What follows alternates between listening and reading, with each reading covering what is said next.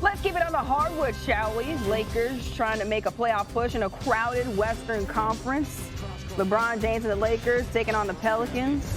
Under 7 minutes left in the first quarter, James goes to block Jose Alvarado. Alvarado gets the score, but James comes down, grabbing his hand. Take a closer look at it. The thumb gets stuck in the rim. Ouch. I hate it when that happens to me. Oh, because you're dunking, right? Yeah, okay. yeah. I don't know about that. You got to be careful, Bron.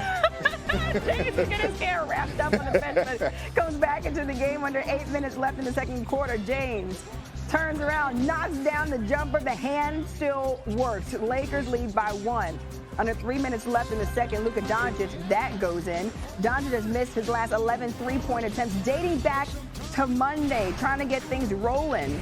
Third quarter, Lakers up by 1. Austin Reeves drives inside, gets the bucket plus the foul. Reeves had 30 points in 4 of his last 5 games. Doncic again nailed the long 3. He finished with 35 points. Fourth quarter, Reeves comes up with the loose ball, goes behind the back, throws it up to James. Right here up the court for the two-hand jam. The thumb is fine. It didn't get hurt that bad. James with 27 points, 8 assists, and Lakers go on to win it 124-108. Hey, how about the 1-seed Thunder visiting the 2-seed Rockets? And Houston, bad hosts. Just bad hosts. 2 minutes to go in the first quarter. Rockets on the fast break. Oh, my. Tari Eason. Alley-oop to Jalen Green. That's just ridiculous. Rockets up 7 after 1. Up here in Şengün. Hook shot. The lead is 11. 5 minutes left in the second. Green driving, kicking to Amen Thompson in the corner for 3. Rockets up 69-53 at halftime. Thunder's 16-point deficit, second largest halftime deficit of the season. To the fourth quarter we go. Green for 3. He had 34. The lead is 14. 2.5 minutes to go. Şengün to Chet Holmgren. And Chet, oh, nice move, Chet. Şengün with 31. 7th 30-point game of the season. Rockets roll 125-111. All right, let's say good morning to Anscape senior writer David Dennis Jr. And I've been telling you guys about this Houston Rockets team. This did not look like the same Rocket squad that the Thunder faced their last 4 meetings. David, how much does this win affect how you think Houston could be playing during the playoffs?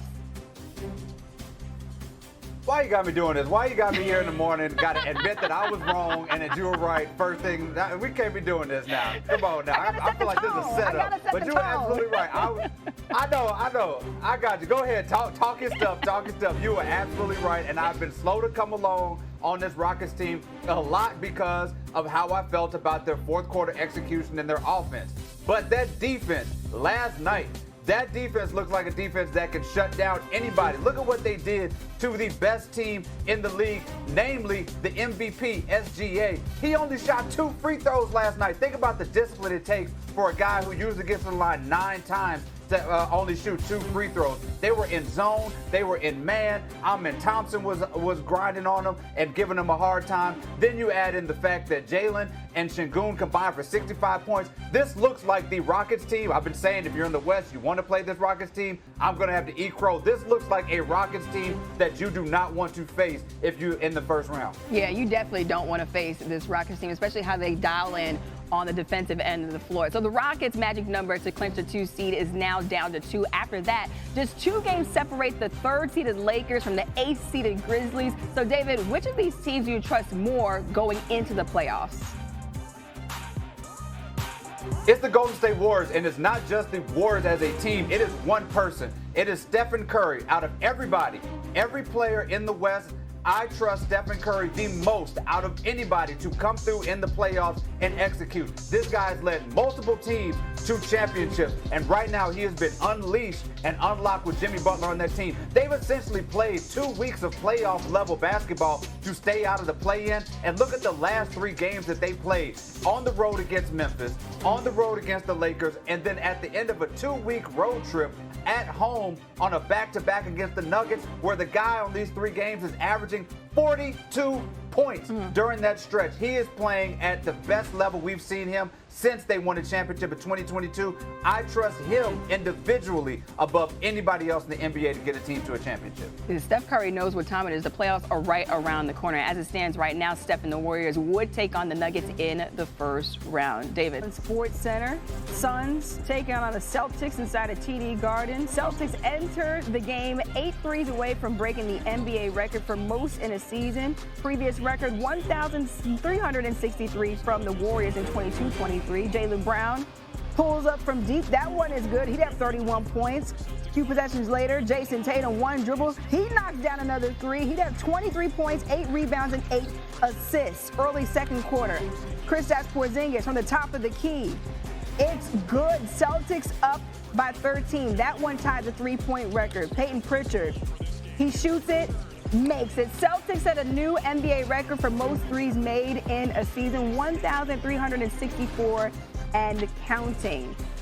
Early fourth quarter, Cody Martin drives to the basket, goes for the dunk, but misses. Take a look at this. Porzingis gets hit hard in the face with the block, elbow to the nose, blood just everywhere, pumping up the crowd. And here's Jaylen Brown on Porzingis. I told KP, the stitches, they can't make you any uglier than what you already. Well, that's one way to look at it. Porzingis had 15 points in 23 minutes. The Celtics go on to win 123-103. Take a look at the Cavaliers taking on the Spurs. Cavaliers won 4 consecutive games versus the Spurs dating back to last season. Late first quarter, Evan Mobley attacks the basket, gets a 2-hand slam to go. Mobley had 18 points in the first quarter. Cavaliers forcing a turnover on the break. Donovan Mitchell knocks down the 3 in transition. Cavs went up into the half 67-50. Take it to the fourth quarter. Darius Garland curls off the screen, shoots the 3, makes it. Cavs up 110-97. Later in the fourth quarter, Chris Paul jacks up a 3, misses that one, but Stephon Castle is there for the rebound, kicks it out of Harrison Barnes, and that 3 is good. Moments later, Chris Paul drives the baseline, finds Barnes in the corner for 3. Spurs trail now by 1. Spurs ball with 4.6 seconds to go in the game. Barnes spins to the middle of the paint, shoots a baby hook for the win, but misses it. Tough miss for Barnes as he had 12 points in the quarter. Spurs will go on to lose 114-113. Luka and Reeves lead the Lakers to a dub. Each of them dropped 25 points and 5 assists for the second game this season, matching the most such games in Lakers history. And then out in the East, you saw the Celtics get the win after blowing the Suns out by 20. Boston hit 14 three-pointers last night, breaking the record for the most threes in a single season by any team in NBA history. And finally, the Pistons win over the Raptors last night, secures their spot in the NBA playoffs. Detroit becomes the first team in NBA history to reach the postseason after finishing 14-68 the year before. So if we're talking hoops, we're talking to Anscape's David Dennis Jr. And David, it is crazy to think that this Pistons team only won 14 games last season, the fewest in the league, and now this glow-up that JB Bickerstaff has them under is one of the best turnarounds in NBA history. How do you put into context the type of job he's done? JB Bickerstaff is the coach of the year this season, and it's not really close. I thought that a few months ago there was no chance that anybody was going to beat Kenny Atkinson for that position, but JB Bickerstaff and this turnaround that he has done with this Pistons squad, as you mentioned, the worst record in the previous season to then go into the playoffs the next season, tripling the wins that they had in the season previous. That's never been done. I'm willing to go beyond having JB Bickerstaff be coach of the year. Let's write a Disney movie about this dude and what he's doing with this Pistons team right now, because beyond just what he's done with the Pistons team, the beauty of his story right now is the fact that he got bounced from that Cleveland team, and you're watching what Cleveland is doing, being the top team in the East. And instead of having a situation where he has to watch that from the sidelines, he's creating his own legacy over here with Detroit after getting kind of a raw deal with that Cleveland team. So it's just beautiful to see that he's just not having to watch how good Cleveland's going. He's doing his own thing.